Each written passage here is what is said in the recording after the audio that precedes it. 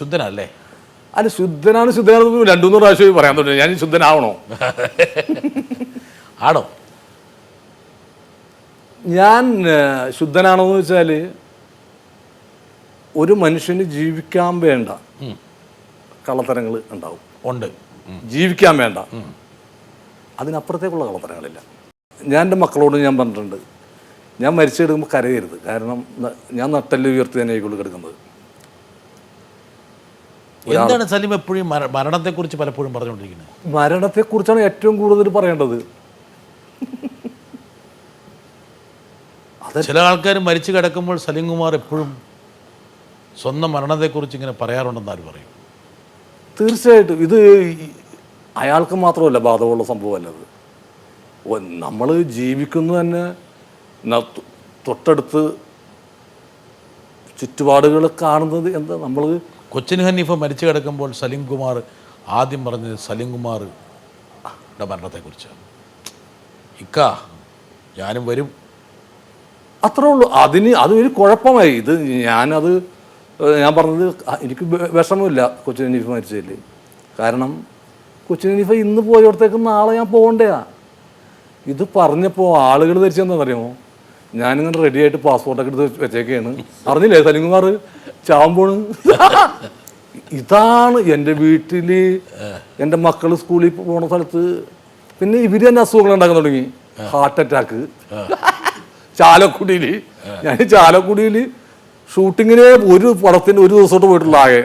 ചാലക്കുടി ഷൂട്ടിങ്ങിന് അല്ലാതെ വലിയ മാരക രോഗമാണെന്ന് ആൾക്കാർ പറഞ്ഞു. എന്തൊക്കെ രോഗങ്ങൾ എൻ്റെ നേരെ നോക്കി ചോദിച്ചിട്ടുണ്ട്.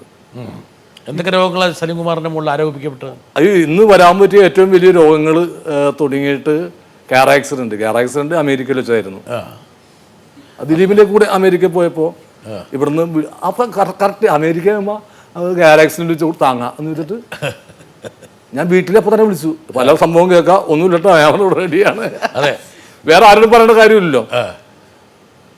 പിന്നെ പലരും എന്നെ വിളിക്കുക, ഹലോ എന്താടാ, ഒന്നുമില്ല, ശരിയട്ടാ, അങ്ങനെ ചോദിക്കും, എന്താടാ ഒരു കാര്യം ചോദിക്കുക. അപ്പം എനിക്ക് ഉറപ്പ് പിടി കിട്ടും. പിന്നെ ചോദിക്കും, നീ എന്താ വിളിക്കണോ? ഇല്ല ഒന്നുമില്ല, ചുമ്മാ നിന്നെ വിളിച്ചിട്ട് ഒരുപാട് ഞാൻ എങ്ങനെ മരിച്ചു എന്ന് അറിഞ്ഞത്.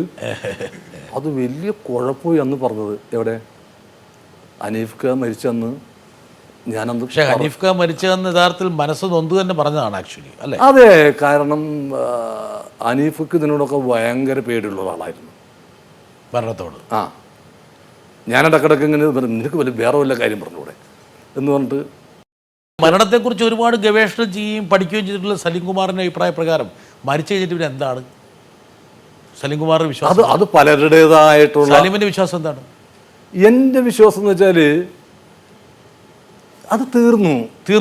ഒരു എരുമ അല്ലെങ്കിൽ ഒരു പോത്ത് ഇതൊക്കെ മരിച്ചു കഴിഞ്ഞാൽ പോത്തിന് ഇതുണ്ടാവുന്ന മൈത്തോളജി പ്രകാരം വീണ്ടും ജന്മം, 2ാം ജന്മം, 3ാം ജന്മം, അതൊരിക്കലും 2ാം ജന്മങ്ങൾ ഉണ്ടാകും. അപ്പൊ നിത്യതിന് പറഞ്ഞ നായായിട്ടും പൂച്ചയായിട്ടൊന്നും ഉണ്ടാവില്ല.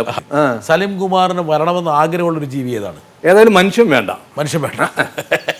മനുഷ്യനെ പോലെ ഇത്ര വൃത്തികെട്ട ജീവി വേറെ ഒന്നുമില്ല. കാരണം ഏറ്റവും ഇവിടെ പേടിത്തൂർന്നാണ് മനുഷ്യൻ. ഏറ്റവും പേടിത്തൂർന്ന ആരെ ഞാൻ മനുഷ്യനായി പറയുള്ളൂ. ഒന്നിനെ ഫേസ് ചെയ്യാനുള്ള. ഓക്കെ, അപ്പം മനുഷ്യൻ വേണ്ട, പിന്നെ ഏത് മൃഗം? അല്ല, മനുഷ്യൻ എന്തുകൊണ്ട് വേണ്ടെന്നുള്ളതുണ്ട്. കാരണം നമ്മൾ നിത്യേന കേൾക്കുന്നൊരു സംഭവമാണ്, ആത്മഹത്യ ചെയ്തു സ്ത്രീ അല്ലെ പുരുഷൻ, ഭാര്യയെ വഞ്ചിച്ചു, ഭർത്താവ് വഞ്ചിച്ചു, അല്ലെങ്കിൽ കടമടക്കാൻ പൈസ ഇല്ലാഞ്ഞിട്ട് എന്തെങ്കിലും കേസ് പറഞ്ഞിട്ട് സീലിംഗ് ഫാനിൽ കെട്ടി തൂങ്ങി ചത്തു, അല്ലെങ്കിൽ ട്രെയിനിൽ തലവെച്ച് ചത്തു എന്നൊക്കെ പറഞ്ഞിട്ട് ഏതെങ്കിലും മൃഗം ആത്മഹത്യ ചെയ്തെന്ന് കേട്ടിട്ടുണ്ട? ഒരു പുലി സീലിംഗ് ഫാനിൽ കെട്ടി തൂങ്ങി ചത്തു, പുലി ജനതക്ക് തലവെച്ചു എന്ന്. അതൊക്കെ വിവരമുള്ളതാ. ഇതൊന്നും ഒരാളെ കൊല്ലില്ല. അത് ഒരു ജീവിയും തിന്നാനല്ലാതെ ഒരാളെയും കൊല്ലില്ല. ഇവിടെ ആവശ്യമില്ലാത്ത ആൾക്കാരെ കൊന്നിട്ടിട്ട് വെറുതെ പോവുക. രാവിലെ എഴുന്നേക്കുന്നതിന് ആർക്കിട്ട് പണി കൊടുക്കാന്ന് പറഞ്ഞ. അപ്പൊ ഏതായാലും മനുഷ്യനൊന്നും വേണ്ട, ബാക്കി ഏത് മൃഗമായാലും ഞാൻ, മത്സ്യങ്ങളായാലും ഒക്കെ ഞാൻ എന്തായാലും മനുഷ്യനായിട്ട് ജനിക്കില്ല. അത് ഉറപ്പിക്കാം. അത് വേണം നമുക്ക് സലീം കുമാറിന് വേണ്ടി ഉറപ്പിച്ചെടുക്കാം. കുഴപ്പമില്ലല്ലോ. ശരി,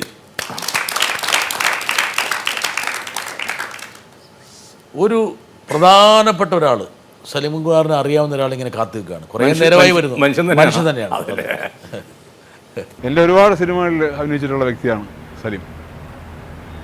സലീമിനെ ഞാൻ ആദ്യം കാണുന്നത് ഏറ്റവും രസമെന്ന് വെച്ചാൽ എൻ്റെ സിനിമയുടെ തന്നെ ലൊക്കേഷനിൽ മേക്കപ്പ് ഇട്ടതിന് ശേഷമാണ്.